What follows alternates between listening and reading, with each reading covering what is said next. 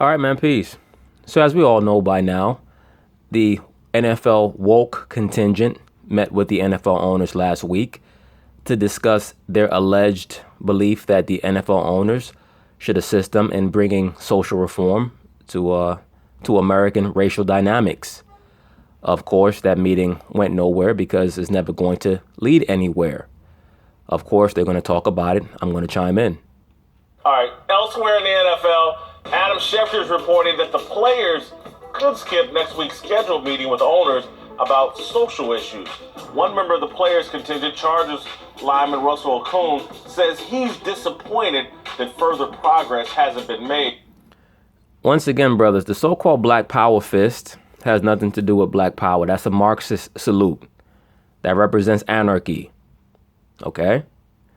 Please keep in mind that Russell Okung, even though he's on the LA Chargers right now, prior to that, he was on the Seattle Seahawks, which, as we know, is the lead team in the NFL woke meathead movement. Made, adding, quote, the meetings appear unproductive at best, disingenuous at worst. Furthermore, the ongoing disparagement of Colin Kaepernick is a factor needing remedy for the players and public to feel heard and for real progress to be made. All right, so now, please, let's everybody viewing this video, particularly you brothers, please pay attention to this quote, because it is Exhibit A in the mental issues and the psychological disorder that the liberal black suffers from here in America. Let's read the quote. It says, the meetings appeared unproductive at best and disingenuous at worst. So I guess he really believed that he was going to sit down in the first meeting, a 2-hour or 3-hour meeting, however long it was, and he was just going to sit down with those 70-year-old Caucasian billionaires. And once he spilled his heart to them, they were going to change their views, because he has to know, everybody must see that he's correct, as all super liberals believe. They truly believe that the only reason why people disagree with them is because they haven't heard them out. So when they do get a chance to sit down with the Caucasian men that they really want to give them a hug, and they see that there's no bridge being built, they get frustrated. He says, furthermore, the ongoing disparagement of Colin Kaepernick, who is disparaging Colin Kaepernick, is a factor needing remedy for the players and public to feel heard and for real progress to be made. I don't believe that he knows what the word disparage means. I haven't heard any owner disparage Colin Kaepernick. Now, there are certain media members, Jason Whitlock being one, who one can allege, if you are a Colin Kaepernick fan or supporter, is disparaging him. I myself believe that Whitlock is being forthright and honest and is giving a rather accurate portrayal of Colin Kaepernick, his mindset, and his exploits. That's just me. But I mean, if you're a Colin Kaepernick fan, if you believe in his anarchist goals and his tactics, then of course you might be offended and you might believe that people are disparaging him. But I have not heard any type of mainstream disparagement of Colin Kaepernick. I've heard mostly support, particularly on ESPN. He said the ongoing disparagement of Colin Kaepernick is a factor needing remedy for the players and public. So once again, he assumes that everybody in the public is supporting their so-called movement to feel heard and for real progress to be made. Progress should be in quotes, because progress actually means change in regards to how he believes change should be made. Hey, Cowherd, would it be a mistake for players to skip this meeting? Yeah, like timeout. You think you're going to solve health care with a meeting? We've been working on that thing for a decade. What business has a meeting and solves a problem? How many times did we meet to figure out this show? Yeah, but Colin, you're speaking too much according to rationale and logic. You're not speaking according to the wavelength that the NFL woke players, are vibrating to. That is not what will resonate with them. What resonates with them is emotion and social media and the feminine mindset. Remember, most of these guys worship the feminine principle. They don't actually sit back and plan things out and see things 5, 6, 7 steps ahead.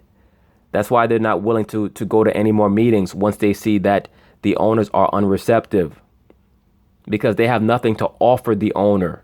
They have nothing to offer them other than what they're already doing, which is playing. So they're not able to incentivize any of their so-called plans to the owners. So all the owners are going to do is look at them with stupid looks on their face. Like, what is it that you really want?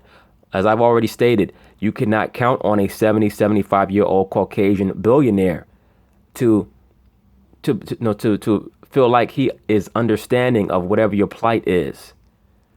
Once again, the so-called black man, particularly the liberal black man, believes that in order for his complaints to be validated, the Caucasian man must co-sign them. It's part of the mental illness, the slave mentality that the so-called black man suffers from here in America, the liberal so-called black man. It's a major problem. Oh, at one point you're like, I'm tired of pretending to do a show. Let's do a show. Okay, it takes a year to build a show.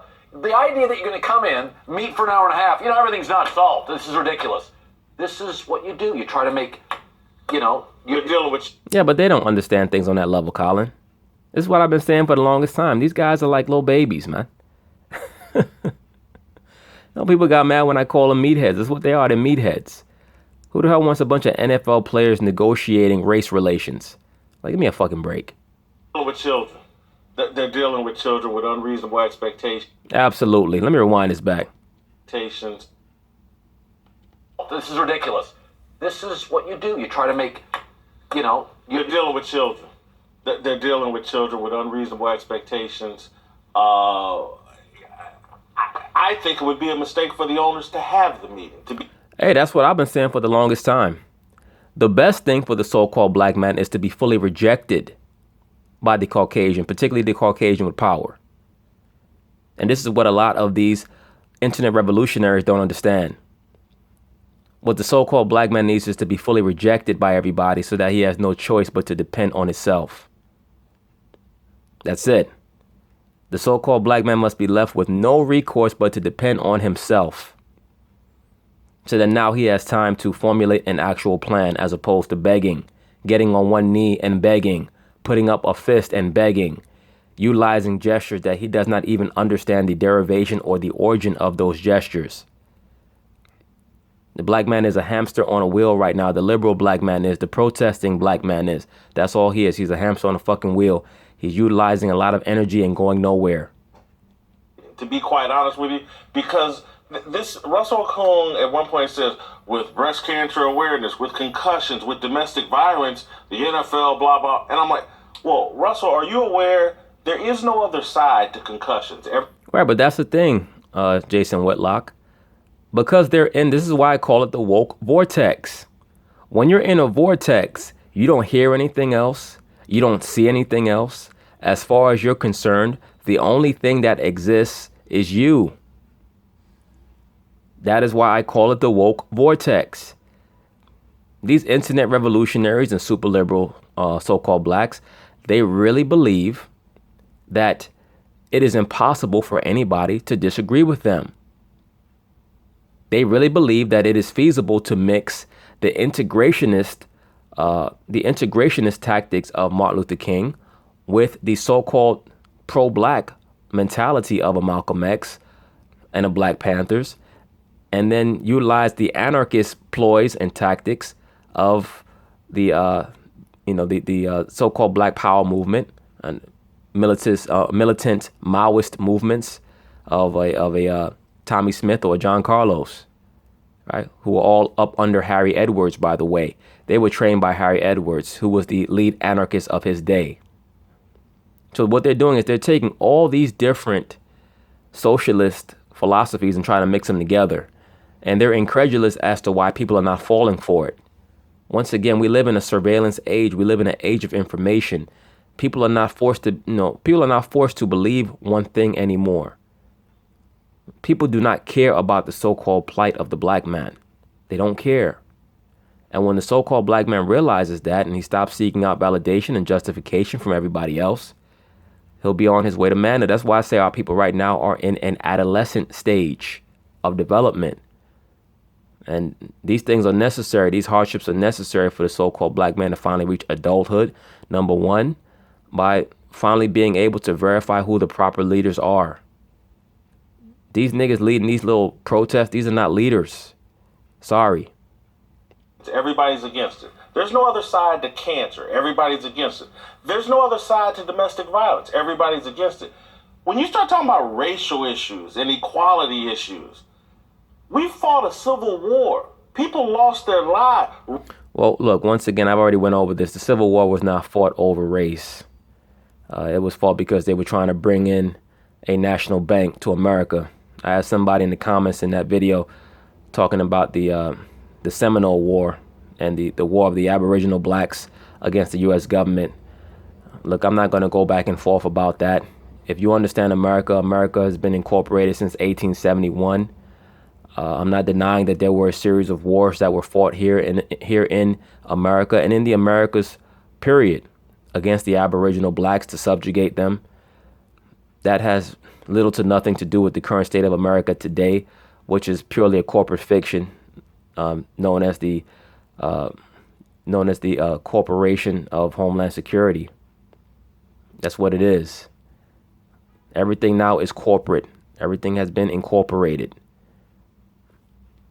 Racial issues are there's 2, 3, 10 sides to them, and you can't figure this stuff out in a meeting. And so they're dealing with kids that are souped up on social media. I agree with that. And Godspeed to God bless all the owners for having to deal with this, because they're dealing with children. And I don't know how you negotiate. I've seen how this plays out, by the way, as well, because this is a repeat. You remember the University of Missouri situation? Yeah. Yeah, that also was led by black females, by the so-called liberal black female. I remember that protest at the University of Missouri. Spike Lee was giving them all that credit. He was going out of his way to say that the black woman is leading the race, the race riots of the modern day, and the black woman is the new leader of the black community, yada, yada, yada. That was the early manifestation of so-called Black Lives Matter. Where the football team sided with the Black Lives Matter protesters on campus. And this is what the media never goes back and fully explains to people. Missouri football, in the absolute toilet ever since. The toilet. They were winning their side of the conference of the SEC. And that's what's coming to the NFL. That's what's coming to the NFL. Once again, as I've stated from the very start, Colin Kaepernick was a very important pawn who was actionized with the sole intent of bringing chaos to the NFL, hoping to dissolve it if need be. Why is that? Because the NFL is not a woke organization. They want to destroy the NFL in order to show the power of anarchy. The NBA is woke, so they're not worried about the NBA. Their thing is they want to change the culture of the NFL and make it a woke organization, a woke sports league, or they want to try to dissolve it. This is why I stated the reason why Colin Kaepernick is levying that lawsuit is because he wants to destroy the CBA and hope that he can bring enough anarchy and he can empower the woke contingent of the NFL to the extent that they will not allow negotiations with the NFL owners anymore, which will essentially destroy the league. But what they don't understand is it's going to bring so much chaos and anarchy to the NFL. You're going to have a lot of these guys who don't say anything. They're going to turn against these woke pawns because now you fucking with these people money. They have family members to feed, and because you want to get on one knee and you want to showboat and you want to show out for Twitter and so on and so forth, now their family can't eat. So if it goes too far, it is going to lead to an upheaval. It's going to lead to a lot of problems within NFL circles. See, now in the toilet, the school system has lost more than $100 million. Enrollment has dropped by 25-30%. And let me say this, the University of Missouri, I'm sure, is another racist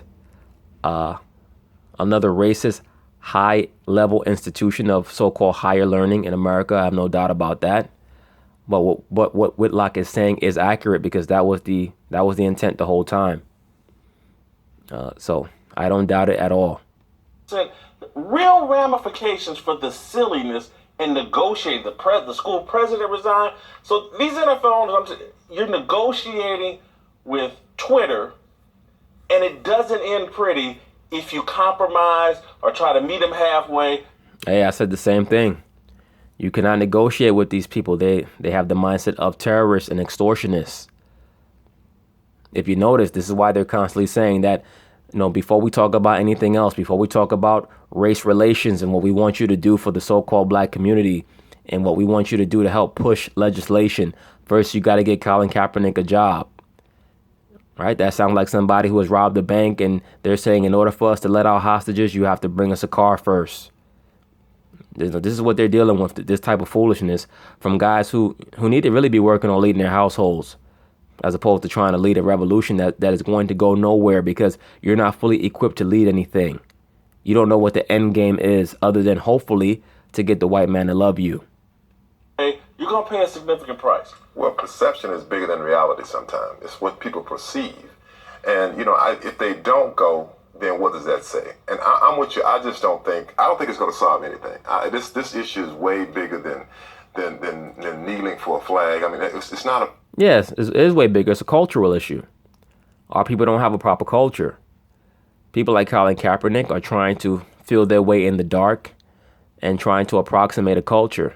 And he doesn't know shit. That's why he's so receptive to everything.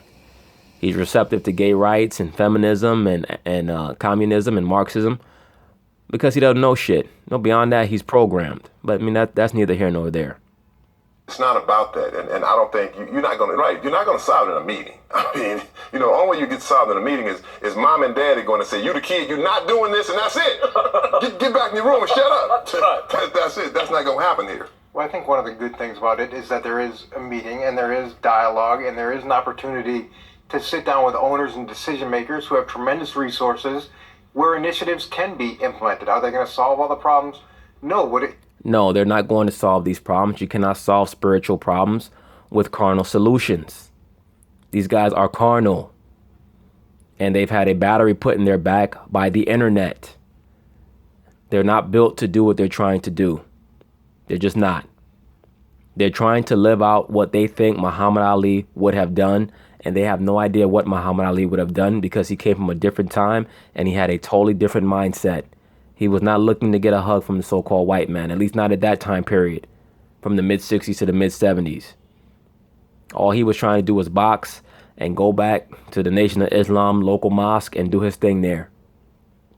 If we can take some positive step forward with these meetings, to me, that's a really good step. By saying this one meeting didn't get enough, now we're not going to meet again. To me, that... Yeah, but I mean, what really is the agenda on the meeting? Like, what do? They walk up to the chalkboard and they say we want equality? Like, what the fuck is that? Like, what are you talking about, man? Like, how come you won't go and meet with the local police chief, with your local city legislation and say these things? Why are you harassing the NFL owners? If you don't like how the NFL owners are treating you, then instead of getting together in Vegas to find, to see how many bitches you can plow down over the course of a weekend, get together and try to see if you can plot out and plan out how to form your own league. How about that? That's a problem, and everybody has to have some patience here, and everybody has to continue to commit to trying to make positive change. Yeah, just nothing is solved.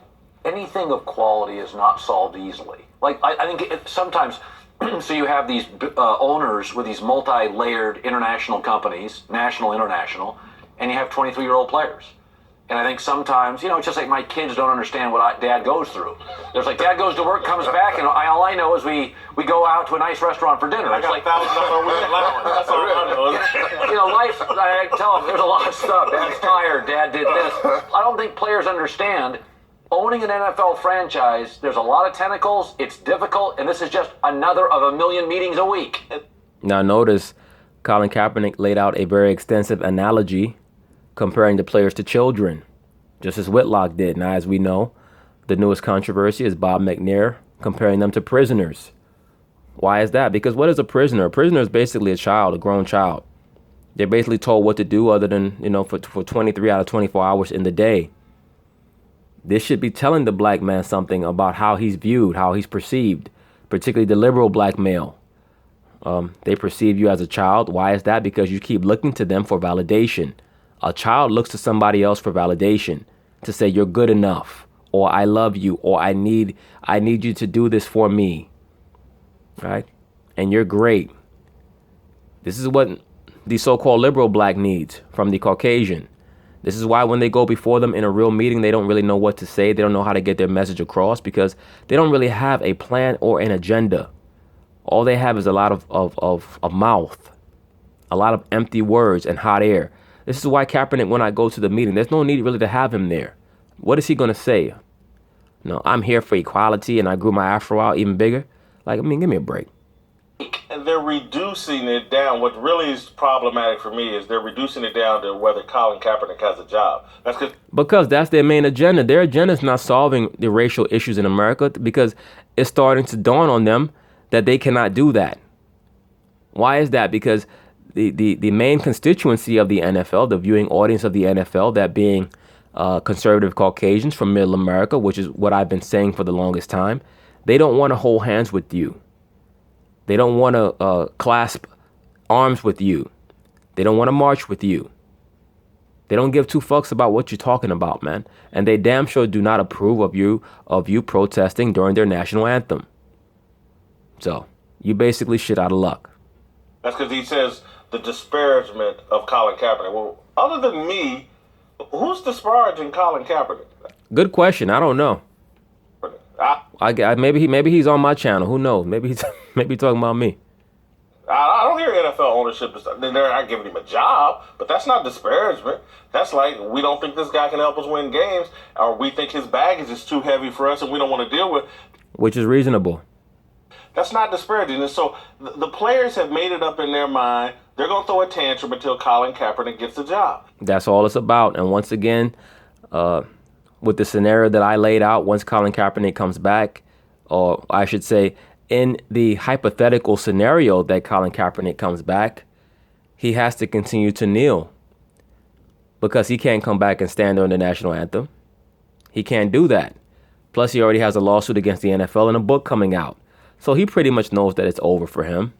He's already ready to transition over. This is why he has not been on Twitter making any extensive comments about the NFL. This is why he hasn't been on Twitter speaking about football at all. All he's been doing is basically co-signing other people's commentary because he knows that he's basically finished, unless there's some narrative or some storyline where, once again, that they bring him in as some type of redemptive force, a propitiation for their sins. He's already taken on so many Christ-like qualities to these players. Who knows what they got planned? And I would tell the NFL ownership, be very, very careful because, again, I go back to the University of Missouri. They threw a tantrum. They wanted the school president to lose his job. School cave, $100 million, 500 people out of work, enrollment down 25, 30%, football team in the toilet. The school isn't going to recover. You negotiate with these kids that are souped up on Black Twitter. Be careful. First of all, hey, tell me about it, Whitlock, Fatlock, whatever they call you. I already know. A lot of these people, these internet revolutionaries, they get high off their own fumes, man. Like, they really believe that a lot of their ideologies are going to come to pass so that they have an opportunity to come to pass. First of all, you only have maybe a handful, and I mean a handful of owners that really, really care. And I say maybe Jerry Jones, they care about his players, and maybe Robert Kraft. The rest of them like, look, we could care less about this. The NFL owners don't understand. They're viewed basically as high-paid factory workers. That's how they're viewed. And I think that this offends them so much because of the fame that they receive and the notoriety that they receive. It makes them think that there's something that they're not. Like, they actually believe that they're equal partners. You're really not an equal partner. You have a momentary share in the company due to the fact that the CBA gives you half of the revenue, basically half of the revenue. But there's a reason why the owner can give the order that you could be released from the team, because you're not an equal partner. If you start dipping into this, the pocket, now we have a problem. Other than that, let's just play football. I don't blame him. Coming up. But anyway, we'll see what happens this week. It's going to be interesting to see if Kaepernick actually attends, and if he does, what he would say. That meeting would be extremely awkward if he were to attend. Let's please keep in mind that he has a lawsuit pending. He also has nothing to say because he's burned so many bridges with the owners that really what are they going to communicate about? Who's going to sign him at this point? Who would want to sign him at this point? He would have to drop the lawsuit, and he's not going to do that because he wants to dissolve the CBA. But anyway, we'll see what happens. Peace.